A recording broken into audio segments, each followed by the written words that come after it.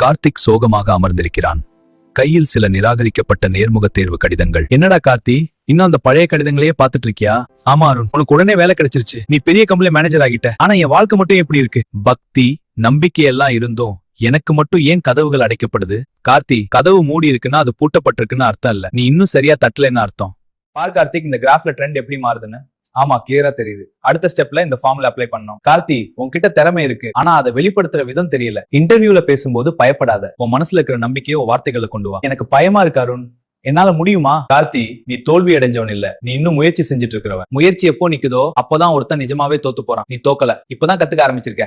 சில மாதங்களுக்கு பிறகு கார்த்திக் கோட் சூட் அணிந்து புன்னகையோடு வெளியே வருகிறான். அருண், எனக்கு வேலை கிடைச்சிருச்சு. எனக்கு தெரியும்டா, இந்த வெற்றியை விட உன் மேல நீ வச்ச நம்பிக்கை தான் உன்னை இங்க கொண்டு வந்திருக்கு. இல்ல அருண், என்கிட்ட இருந்தது வெறும் நம்பிக்கை மட்டும்தான். ஆனா அந்த நம்பிக்கை வாடி போயிருந்தப்போ அதை ஒரு செடி மாதிரி தண்ணி ஊத்தி வளர்த்து உன் நட்பு தான். உண்மையான நண்பன் உன் வெற்றியை பார்த்து கைதட்டுபவன் அல்ல, நீ விழுந்து கிடக்கும் போது உன் கையை பிடித்து தூக்கி விடுபவன். நட்பு என்பது வெறும் சிரிப்பு அல்ல, அது ஒரு வாழ்க்கையை மாற்றும் உன்னத சக்தி.